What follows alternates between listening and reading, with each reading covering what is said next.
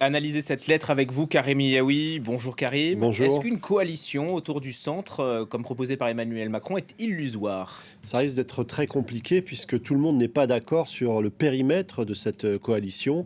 On sent bien que du côté de la Macronie, on tend la main aux Républicains. Ces Républicains, on vient de l'entendre via le président du Sénat, ne veulent pas entendre d'un gouvernement qui serait mené par quel qu'il soit, un membre du nouveau Front populaire. C'est-à-dire ce n'est pas simplement LFI qui est rejeté.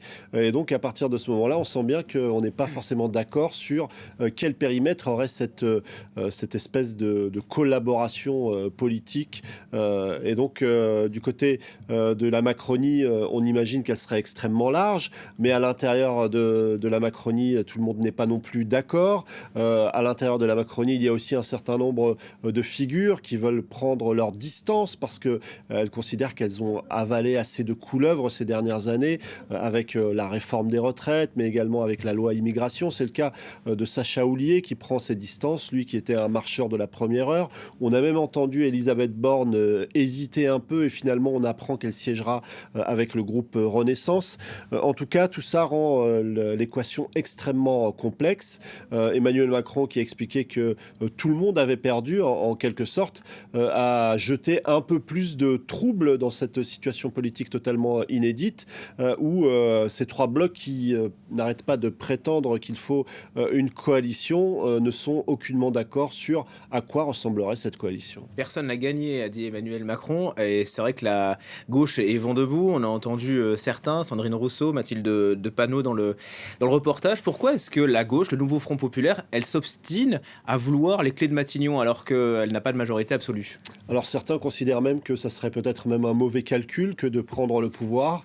Il serait peut-être plus intéressant de s'inscrire dans une opposition solide face à ces deux autres blocs qui envisagent, eux, de prendre le pouvoir.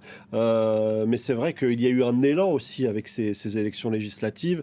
Personne n'avait imaginé le tiercé gagnant. Et finalement, la gauche se sent aujourd'hui en capacité de gouverner parce qu'elle lorgne aussi sur la possibilité qu'un certain nombre d'élus qui avaient été tentés par la Macronie reviennent un petit peu au bercail du côté du Parti socialiste, parce que finalement, elles ont mis le doigt dans un engrenage qui est celui de défendre cette position où ils ont une majorité, même si elle est toute relative. Et puis, il y a aussi le fait qu'ils ont porté un programme et aujourd'hui, ils se retrouvent dans une situation où s'ils lâchaient en quelque sorte la bride de cet élan, eh bien, ils pourraient être finalement critiqués par une partie des électeurs qui se sont finalement accrochés à cette idée qu'il pourrait y avoir une alternance à gauche, même si une partie des électeurs a également fait en quelque sorte obstacle au Rassemblement national.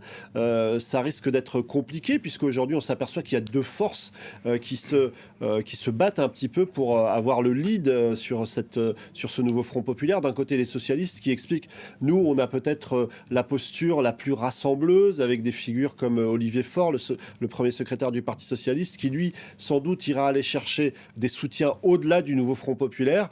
Et puis, il y a cette légitimité des chiffres qui est revendiquée par la France insoumise, qui estime qu'elle est le premier groupe et qu'elle doit envoyer quelqu'un à Matignon.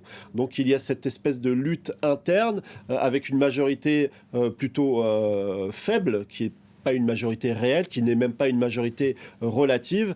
Et finalement, c'est ce qui provoque un appel d'air chez ceux qui considèrent qu'il faut rester dans un espèce de statu quo jusqu'au mois de septembre, laisser passer le Jeux Olympiques. Et ça réactive aussi cette hypothèse d'un gouvernement technique avec quelqu'un qui serait au-dessus des partis politiques, mais qui en réalité mènerait sans doute une politique de droite au niveau économique.